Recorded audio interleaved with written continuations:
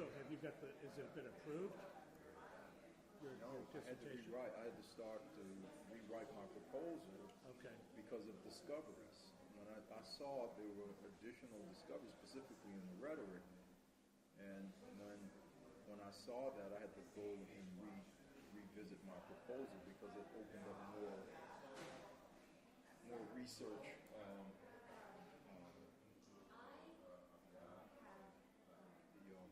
The annotated bibliography, I had to add more sources that are associated with the rhetoric. Now, when you say discovery and further research, wow, how deep does that rabbit hole go?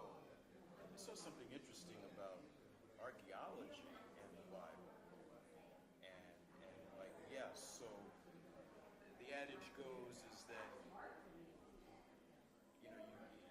there's sites, cities, locations, events recorded in Scripture, and they don't find them found yet. And generally speaking, not specifically, but generally, archaeology is it's a science unto its own, But it's very interesting that in some circles, indirectly, it confirms and Corroborating evidence is what I call it. yeah. Because the scriptures is a single source, but there are other sources out there that corroborate the scripture as the single and primary source. So yeah, they're architectural find. Oh, there's a great work on that. And what the architectural finds have is specifically all the writings and that comes from those and pottery. I mean, how history was recorded within the writings. Wow, yeah. And there's just so many pieces that have been discovered that speak to that.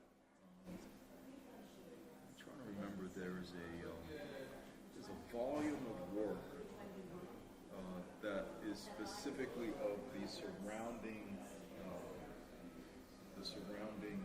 cultures that speak of the writings that have been discovered through architectural finds and such that you can search through and that corroborate the scripture. Yeah, but you were mentioning The geography is in the narrative is telling. And there are two things that I restarted rewriting back in December because of Abraham's call narrative and seeing that it's excluded from the prophetic call narratives, but it has all the elements of the call narrative. But from Genesis 11 to 25, there's a lot of information, and the confusion happens is the covenant in chapter 17 versus the ratification of the covenant and how Abraham has been treated historically. It's almost like he's not looked at as an individual in his relationship with the Lord. So he's always looked at in a corporate perspective. And from what I'm seeing is, yeah, he was dealt with as an individual. But when chapter 17 happens, it's a corporate work. Change from Abram to Abraham, and all right? that. That's a corporate work, and that looks a lot like discipleship. And that's why I'm writing about that, because that the relationship with the Lord is not just significant. I found it to be unique, so I had to change my title. It's unique to him in that he is someone who was called to be right, but then the other thing, he finished well. And you can't say that about everybody else. I mean, everybody's not. Yep. The same language was used for Abraham in chapter 17. And God said, if you walk, you shall live. These things will happen. He was to participate with the promise. And he said, these things happen, then these things are going to happen. Well, you're talking about Genesis 17 is where God not only gives him the covenant, but it changes his name. That's exactly what it is. So it's from Abram to Abraham. And it now is- so now we're talking about a much bigger issue. Yeah, so it goes from like my writing, my advisor kept sharing. This has to be unique thing that is nobody's ever written about this before. And he said a lot of the things you were sharing, we already know. Maybe it's not written about, but we already know. So I started taking another look, and then there's definitely things that have never been said, like Abraham's Paul narrative being a model for all the following Paul narratives, because he's got all the elements, and he was missional. I mean, God was sending him out to be a witness to the world, and because God was speaking to him and sharing things with him, and Abraham was called a friend of God later in passages, but we see that he was made a friend of God because how God was sharing with him. And when other sources use that, they point back to Genesis. When I say biblical sources, what he was going to do in Sodom and Gomorrah. Yeah.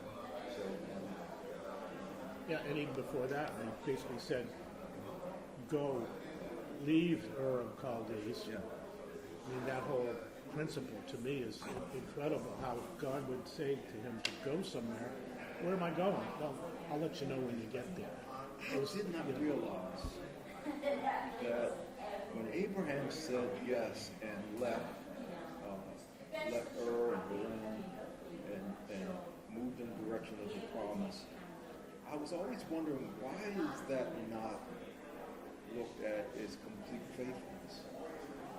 Because I thought Egypt was the issue, going down to Egypt, but he took Lot. Him taking Lot meant he wasn't trusting God. Mm-hmm. He's thinking Lot's going to be his descendant. I mean, he's thinking everything God's promising is going to come through Lot, his nephew. I never saw it. But it was like he was partially moving, but there was still part of his will there, and he started completely surrendering as he grew in relationship with the Lord. And that's what I'm trying to highlight, because those things are in the narrative. So the individual relationship is progressive. It absolutely. Yeah, like ours. Exactly. And then there's this unchangeable covenant, or there's this declaration of what God has promised. So for us, we are partakers of the divine nature through promise. And I can only get there like by faith, like you're saying, in a progressive individual walk. It's not like I got a covenant and I'm ready to go, and I think that reflects on how sometimes people might think about their relationship. Well, not their relationship, but their experience with the Lord. Like I'm talking to this guy, and he's doing ministry. He's teaching people. He's investing. He's in a sense he's pastoring folks. Okay? But in his mind, he doesn't see himself as a pastor until he gets ordained. And coupled with that is the idea that's when his ministry will begin. And I had to back him up, and I said, but your walk is an affirmation, confirmation of that word walk is so prevalent. And it speaks of this journey that we're on. And that is clearly, God's idea. We walk this out. He shares his plan. We walk it out. And scriptures that state we walk by faith, the just shall live by faith, that looks a certain way. That's this journey that we're on. Clearly, Abraham is significant. when you look at the context of when he shows up on the scene, he shows up basically 2,000 years after creation. So and it's like the end of the first age. God, I believe we have ages. The first age was the age that many of the patriarchs consider to be the age of chaos, because we go through not only the fall in Genesis 3, but then the flood in Genesis 6, and then the Tower of Babel and the scattering in Genesis 11, all with the intent of undermining the promise that God made to 15 about the seed of the woman, and if you're going to keep, we're going to keep trying to destroy that as quickly as we can. Abraham shows up, he's a pagan. By God.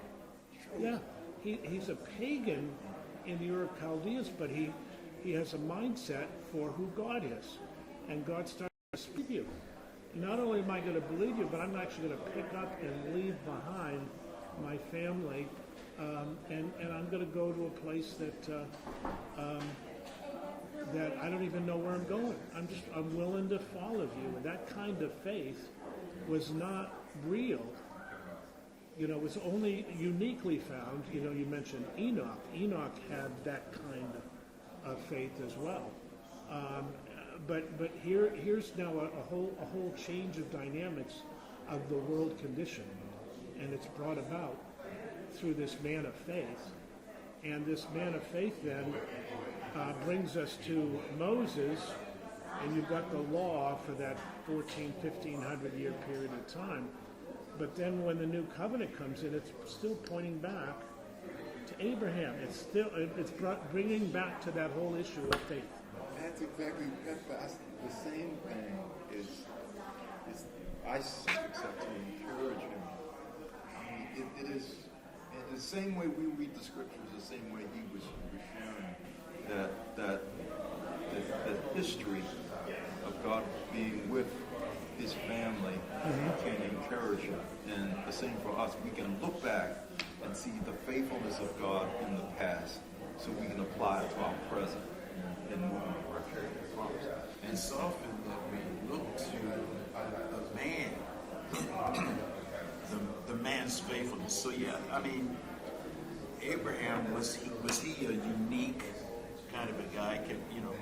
And I say that even as we would look at Hebrews chapter 11, and so we classify that crowd, the heroes of faith, but they were also, the heroes of sin, if we could say. I mean, and this is the paradox that we got to work through, because we're wanting to find a qualification for God's initiation. A qualification like, why was God speaking to Abraham or Abram? Who is this guy? Or for Enoch, it just tells us that, he lived, how long he lived, and that he walked with God. Now, did he find God and then put him in his pocket and go forward? No, I think that there was always this revelation. And also, it thunders. Well, that's how some heard it. But he said, this was said for your sake. But it was said to everyone, but only some heard it. Some who had an ear to hear. And again, you want to say, well, how did they get that ear? What was it about them that they didn't just hear a noise? And this is the mystery of our faith, is that it cannot be memorized. We can pick out key elements in it, but at best I have to say, I need to walk by faith when I'm tempted to want to walk by sight. And I even want to put on the patriarchs, a sight element, like I want to be like him. because he was blessed of God, or he heard from God, or and I think that's just a tendency found in the fall. And because keep in mind that Adam and Eve had perfect fellowship with God in the garden. But it was progressive. It wasn't instantaneous. It wasn't like they knew everything, okay? But they had a walk with God. And it can happen to us also today. So I guess the point is that in as much as I can look back, we can, and we're told to look upon these individuals and their lives and how they went forward in the plan of God.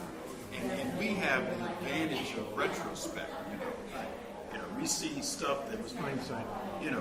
but so Abram, like, he didn't know, like you were saying, he didn't know. He was called out of what he knew into the unknown. But that's the testimony of the quality of his faith. And that becomes the example then for all of us as well, that it is possible, because here's a man, he's no different chemically, genetically than any of us is, and yet he had a willingness to be willing to follow God when he didn't have any religious definition of what that looked like. But isn't it the same thing that like we want to look at him and try to find something in him, whereas the quality of his faith is what? Is it 10 pounds? Is it 20? Or can I say, I just need to walk by faith, and I don't know even what that looks like, other than I was told to leave. So can God say to, who was it? Was it Simeon? Simeon. Who, In the temple, you in mean? the temple, Yeah. he was told Simeon and Anna. that one day he would see the consolation of the Lord, and before he would die. So two things he knew. Number one, he was going to see the consolation of Jesus Christ. And number two, he wasn't going to die until he did. He had to believe that state by faith. What he heard. Yeah, wow. Yeah. The same with Abraham. God spoke to him. Yes. And he believed what God said, and because he believed what God said, his walk demonstrated a faith in the word that God had shared with him. So there was word ministry going on in Abraham's life, and sometimes he chose to follow his word, and sometimes he chose not to.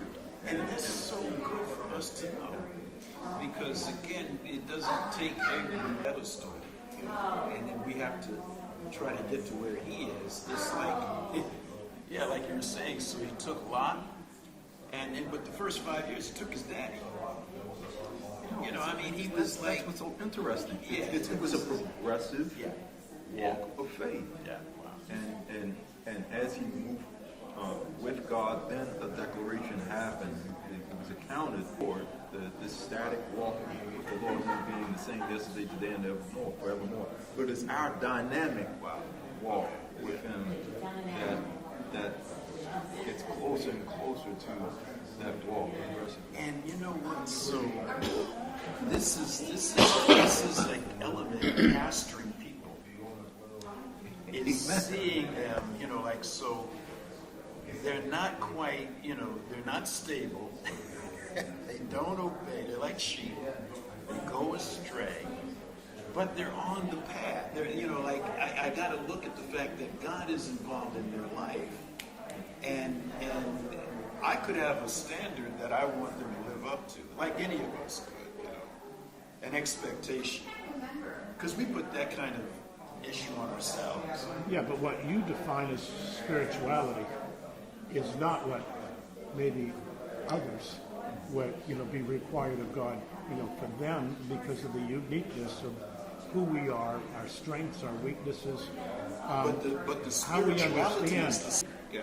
to each one of us. So for me to tell somebody that, well, you're lacking in this particular area because I know it worked for me, but that doesn't mean that that's necessarily God's program for them. And so we come full circle to how should we view this so good? How should we view Abraham? Again, so he's the father of our faith. But what does that mean? Well, he just, I look to him like I would look to my dad, and there's certain things that my dad did that I grew up in. Like my dad would fix biscuits on a Saturday morning for us as a family. And I have a hankering Saturday morning for biscuits because I grew up in that.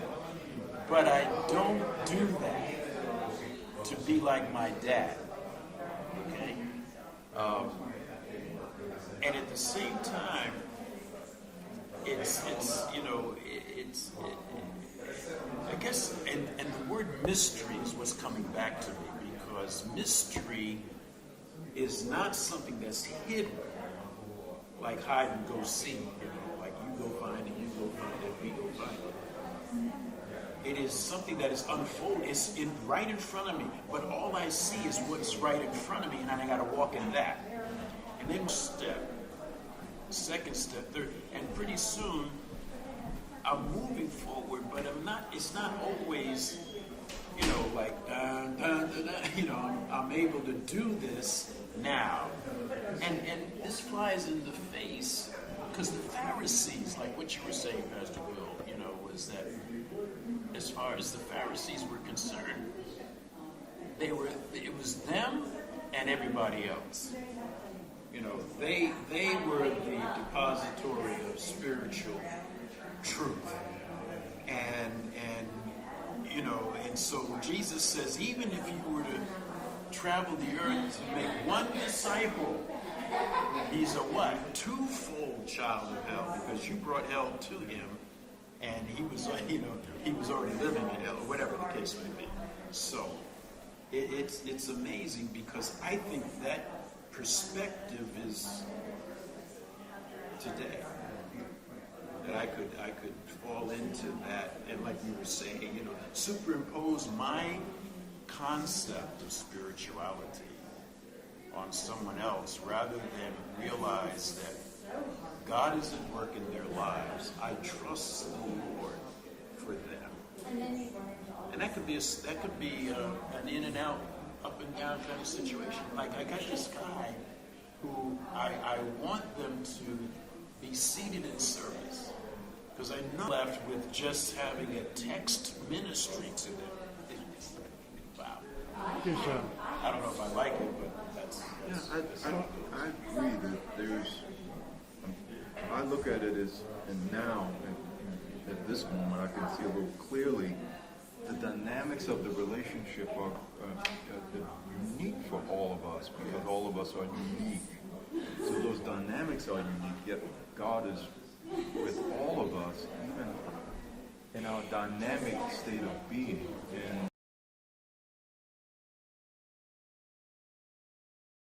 we all walk and he talks with us, along this journey and in ways that bring us near him, inviting us near him. And the goal is to hand each person off to that relationship. So we are growing in that relationship, but not that we're perfect, but it becomes more clear of our waywardness.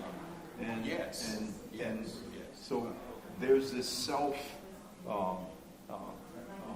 awareness that, hey, I need to spend more time with my Lord, because that's the only way life can really happen. Mm-hmm. But to have that for everybody else, to want that for everybody else too, is to recognize how important it is for you. my daughter said something. She called me and she said she was feeling really bad.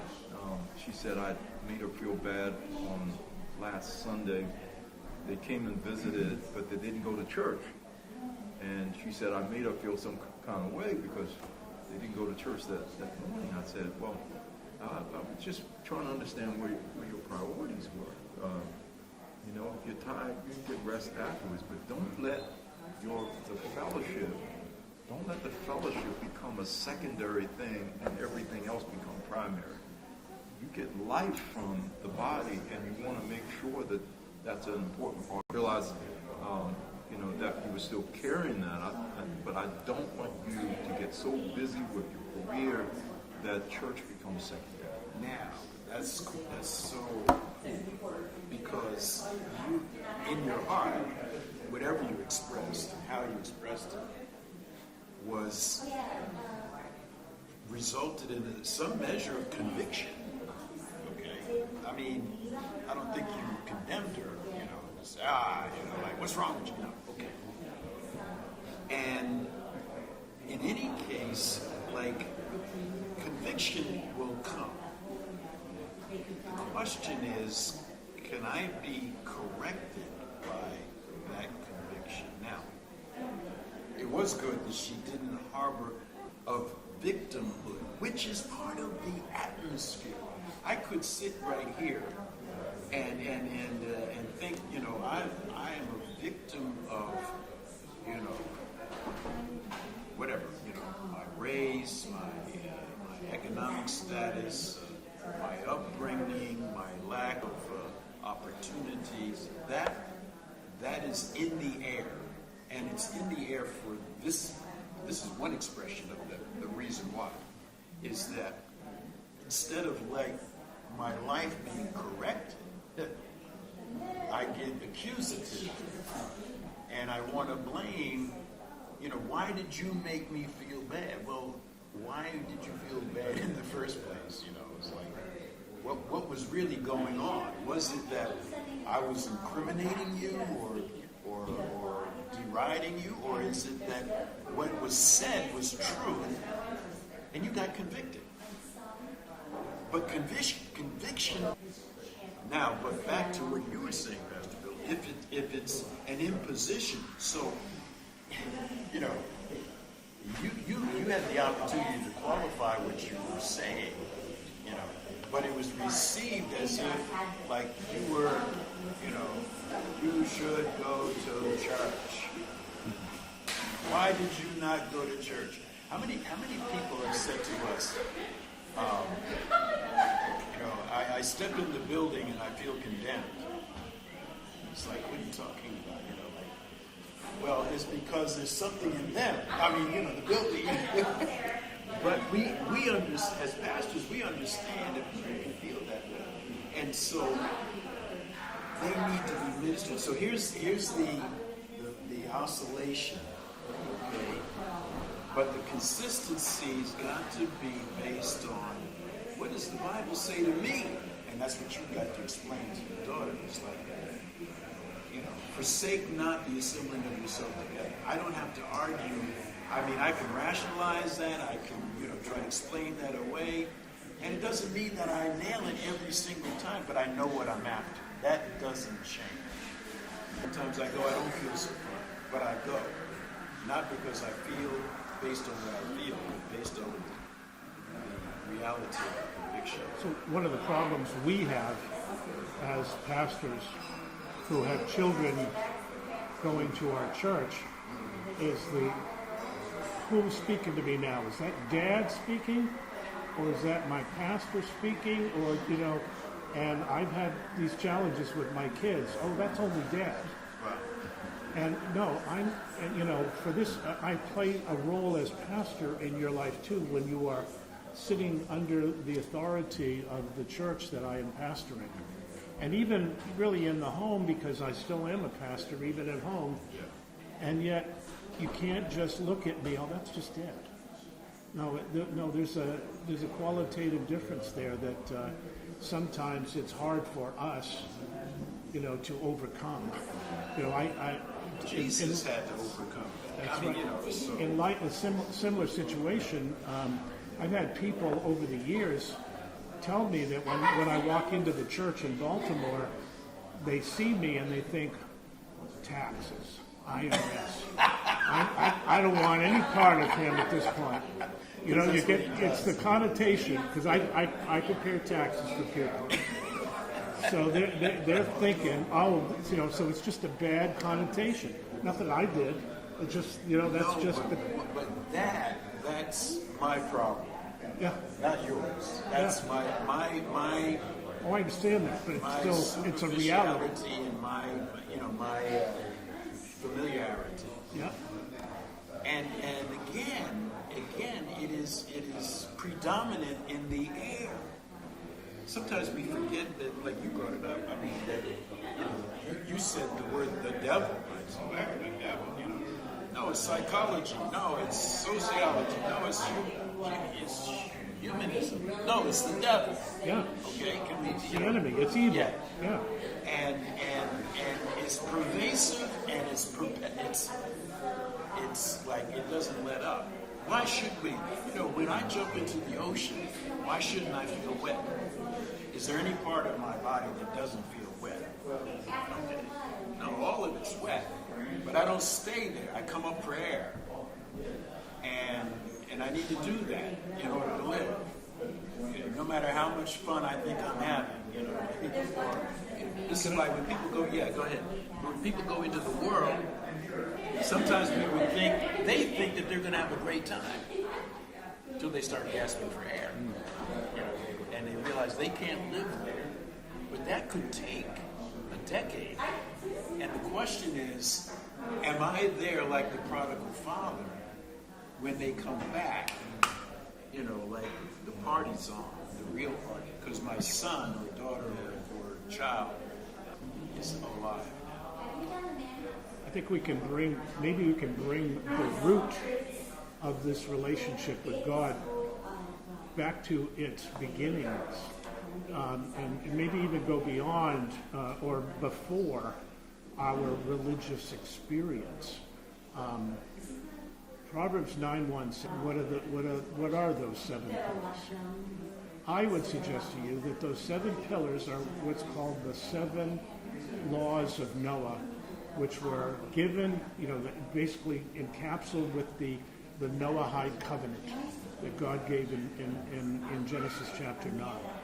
Basically saying, this is how you will live. You being now the only survivor in the world, you and your 3 sons and your wife and their wives. These are the only people that are alive. So you're building a brand new civilization, starting with you, Noah. And so these are the laws that I'm going to give you. And these are really the essence of the basics of what our relationship with God starts with. And every other religious, Christian, Jewish or Christian religion is based on these 7 laws. They are this. Number 1, do not deny God. In other words, abstain from idolatry. Number 2, do not blaspheme. Number 3, do not murder. Number 4, do not engage in sexual immorality. Number 5, do not steal. Number 6, establish courts and legal systems to ensure obedience to the laws. And then number 7, do not eat a live animal. No eating flesh taken from an animal while it is still alive. Those are the 7 laws that God gave. Really, this is what civilization now should be founded on. And even these are foundational for the law of Moses as well. Each one of these appears in a different way. The point is that these are the laws. These are the only laws that Abraham knew when he came on the scene. And so this is where he was. This is what motivated him. Was just the sense that I am accountable to God for these basic things, and I am willing to follow God on that basis. In other words, I am willing to give him the authority that these laws have in my life. They become my laws, the laws that I am going to walk by. They're the laws of God. and this is how God could reach through to a pagan man like Abram, and get him to listen, because there was this basic context of I am following the laws of God, and now I am willing to go beyond me because I have this God now. He's in the forefront of my mind. So the laws of God, whenever they might exist, in whatever dispensation or season or approach, come up against the same adversary. The devil, number one. Number two, fallen human nature. Sure. And so, where you could show me the laws of God, but I'm living by the law of myself. You know, like I've got my own code of operation. Eye for an eye, tooth for a tooth. You know, so like I hear exactly what you're saying, but those laws given were not given in a vacuum. There was always something else that was also going on as a volitional choice for the man to make. And we make that choice today. The only basis, I think, that is unique is that because of the finished work, we see that if in fact we fail, we're not a failure. We fall, we can get up again, and that we can continue. Now, there is pervasively the idea today that if you sin as a Christian, it's over until you get born again. In other words, you can lose what God gave you.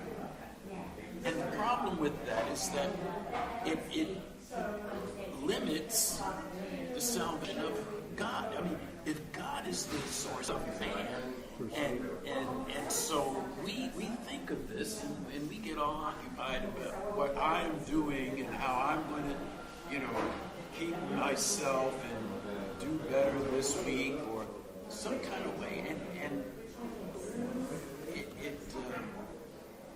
it just limits, what God is doing. Romans 2:14-16. Paul, I believe, references these 7 laws when he says it this way. He says, "For when Gentiles do not have the law, do instinctively the things of the law, That's right.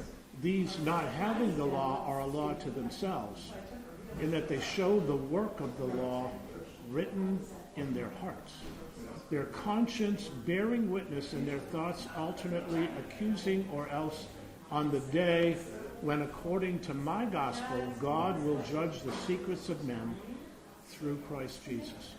So Paul I think he is testifying to this fact that these are the basics. This is how we connect with God. This is and every person, whether they've heard the name Jesus Christ or not on the world, there is a witness to them. Yeah, that's true. Light in every man. Yep. The word covenant and heart, that's always, those two always went together. Yes, they are. They've always been Yes. together, and even circumcision was symbolic of what should have happened. Yeah, well, Romans 2:25-29. Yeah, Paul talks about that. So, I mean, the reality, then my whole relationship with God is built on those things. If that's not real, then I have nothing to build on. It's because this really it's Christ. He is that foundation. It's the person of Christ in my life that is my foundation. Now, everything builds off of that. And my walk with God is intentional in that way. Oh, it's definitely, yeah. So the logistical grace keeps the human race alive. Those commandments or those laws are, in a sense, yes, there's a moral aspect to them, but there's also a civil aspect to them. Sure, yeah, well, that was the intention. And so that if we establish our civilization, our new civilization, off the hope on these principles, we won't self-destruct, Right. which we can do out from the old nature. I think that we're not necessarily a divine verdict of the old nature. 17:9 of Jeremiah is so the whole heart is sick. That was your heart, right? Yeah. You said your heart, right? Yeah. Yeah. Definite article. And the whole head is sick, Isaiah. So, but no, I got this area in my life that I'm quite proud of, because I look around and I say, I'm not doing that. It's like what the Pharisee said. He started off by stating what he was doing. Rather, by what others were doing. I'm not an adulterer. I'm not, And then he went to what he was doing. And that was the basis of his thinking of his acceptance. Now, was he living by a law? Well, yeah, the law of self. His self-evaluation got him to a place where he thought he was better and accepted by others and should be. And that the public might be like him. Come to my side of the temple. Well, I think some guy just went in there. Oh, I thought you were headed over there. Come on. Nice to see you.